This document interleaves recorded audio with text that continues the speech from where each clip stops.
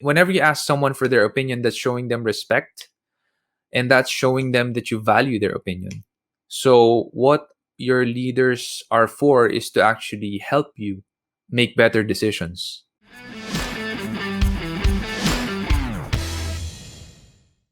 Another question: how many times would you suggest we evaluate in a year?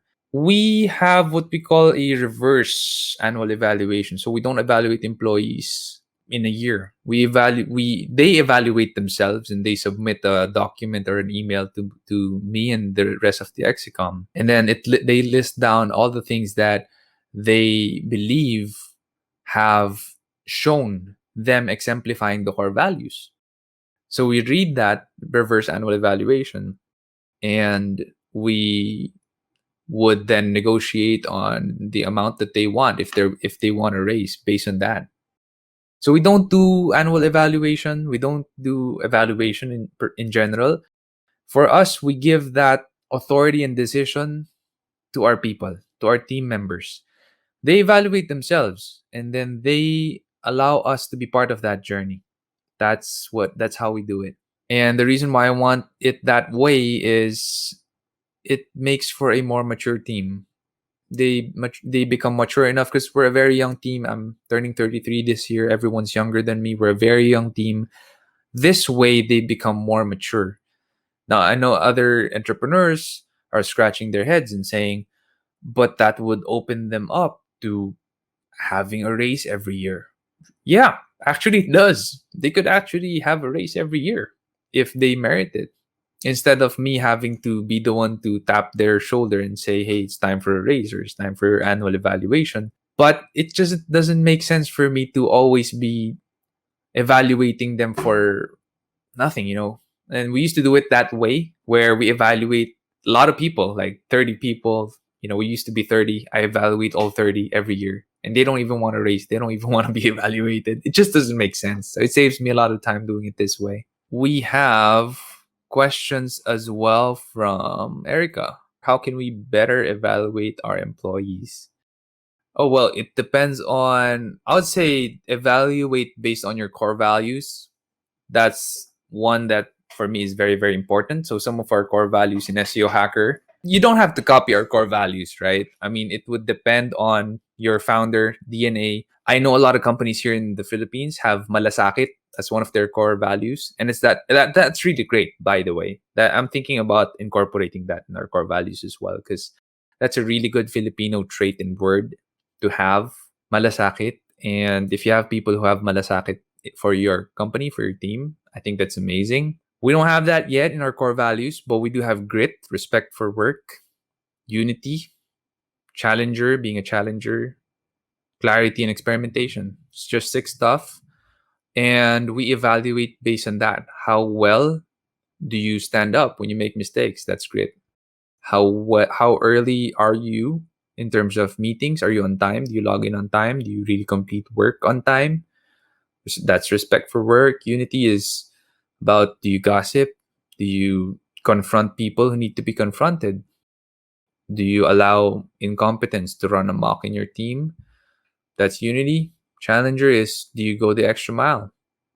If this is what's asked of you, do you do more? Do you work harder?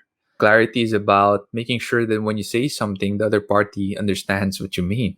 The biggest mistake in communication is the assumption that it already happened. So clarity is super important, and experimentation is all about trying out new things in the spirit of having a positive outcome, not being afraid to make mistakes. And we evaluate based on those values. For every person who asks me in my team, for example, for a raise or for feedback, we check how well they have done in terms of those core values, 6 core values that we have. So I'd say always evaluate based on your core values and on what they bring to the table. At the end of the day, it's what they bring to the table. Of course, maybe you're wondering, where's competence in all that? Hey, if they're not competent, then they're bringing the company down. That's not a core value. It should be their permission to play for your team, right? If they're not competent, they really shouldn't be in your team. Maybe you're wondering, why is integrity not a core value? Well, integrity If people don't have integrity, they shouldn't be working for you, right? Because they're gonna steal time, they're gonna lie. It just doesn't make sense. So it's a permission to play value. You have to identify core values of your company based on what you really value, but you also have some values that are permission to play. That's the minimum thing that your people has to have. Otherwise, they shouldn't be part of the team.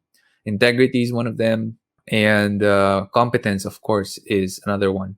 So, yeah, hope that helps, Erica. What are the factors that you would recommend that we evaluate our employees on? I'd say, yeah, core values. That's major. That's major. So, other than that, it's going to be the KPIs of the job. And you could check that in your job description. So, if your job descriptions when you hire people are really well written, and you could check at SEO Hacker how we write our job descriptions. Just search for SEO Hacker job openings on Google, you'll be able to find it. I personally wrote a lot of the job descriptions that are there. And I wrote what winning looks like. I wrote what the roles and responsibilities are, what we expect from you. It's super clear that if we use that job description for hiring, if we use that to evaluate people in the team, it's actually going to hold up because these are super clear KPIs and what winning looks like. And if you're not hitting them, then you're not doing a good job. So my suggestion is sa job description pa lang when you hire, make sure it's crystal clear and you put in the effort and time to write really good job descriptions. Should I gather the opinions of leaders in the company when evaluating employees? Sure. I'd say yeah. I mean, whenever you ask someone for their opinion, that's showing them respect and that's showing them that you value their opinion. So what your leaders are for is to actually help you make better decisions because your leaders should be experts where they are, where you put them, and asking more opinion. The Bible says the more opinions you have, the better your decisions will be. It's not verbatim, so don't go ahead and look for that in the Bible, but I'm sure that's somewhere in Proverbs, and I truly, sincerely believe that. So the more opinions you have of trusted leaders in your team, the better. How can I ensure that the basis of my evaluation is more objective than subjective? Base it on a set of guidelines. Base it, like I said, we have the core values.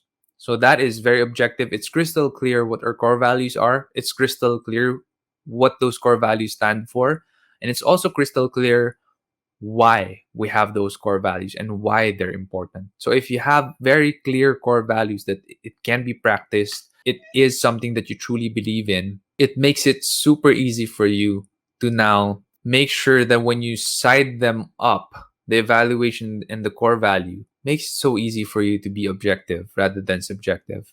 In fact, I would say in our evaluations, the evaluations that we go along with our people in the team, it is very, very objective how we do it. They write the evaluations themselves, the reverse annual evaluation, and we're just there to go along with them and review it and approve it. So it is, in a way, subjective to them, but it is for us very objective because we have these in place already, these mechanics in place. How can we inspire our employees after evaluation? For me, they have to be, because again, how we do it is the reverse annual evaluation. So they evaluate themselves and bring us along in the journey. My people, they just send the reverse annual evaluation if they think that they merit it already or if they think they did a really good job. They don't send the reverse annual evaluation when they think that it's gonna fail, that they haven't done something significant yet. So actually, they're pretty inspired every time they send it to us. That's what happens because we're happy, that they're mature enough to gauge themselves against the core values, against their KPIs, and we see the extra mile work that they've done in that evaluation report that they send us. And usually, we find them inspiring themselves as well. So that's really a lot of good things culminating in that reverse annual evaluation. How can we encourage employees to create an action plan after an evaluation? Actually, we require that. So after they send the reverse annual evaluation, we tell them to send over a growth plan. And I outline the contents of the growth plan. It's super clear what I expect and what I want to see and I personally wrote the questions they have to answer in the growth plan. So it's not really hard for them to draft up a growth plan from nothing at the get go. Yeah, and yeah, it's a requirement for us. So we don't really, I'm not going to use the word encourage, I require it. Because if I'm going to give you a raise, then there has to be something new on the table as well. And the one thing that we promise team members in SEO Hacker is growth. And if you don't have a growth plan for yourself, then no one's gonna do it for you, because you have to be dictating your own growth, what you want to grow into, or you have to be asking me questions about it if you have really no idea on where you can grow into and what you can become. How can I get employees to evaluate themselves better? Have a guideline. That's the best way. A lot of employees, the problem is they don't have a guideline, they don't have guidance, they don't have directions. That's the problem. And if they don't have it, they're thinking that they're not going to be submitting you a good report. A lot of employees are insecure that way. And you, as the leader, have to be the one to fill the gap to make them more secure that, hey, you know what you're going to be sending is something that's sure. It's something that I'm going to read because here's the guidelines, here's the template. Just follow these and you're okay. So, yeah, have a guideline, have a template. That's going to help them a lot. And that's going to, of course, encourage them to evaluate themselves and send that over to you. Oh, hey, and since you're here, can you do me a favor? Can you hit on the subscribe button and hit the bell button and select all notifications so that whenever we have a new video, you're going to be the first one to know. Until then, keep leading. You know, it's a nice job, but it's like you don't have time to go do something else. You don't have time to do the necessary things for the business. You don't have time or the energy to do those things, the mental energy. So you, by not doing the product delivery, in this case, guitar lessons, you have the mental energy to do other things and work on other things within the business.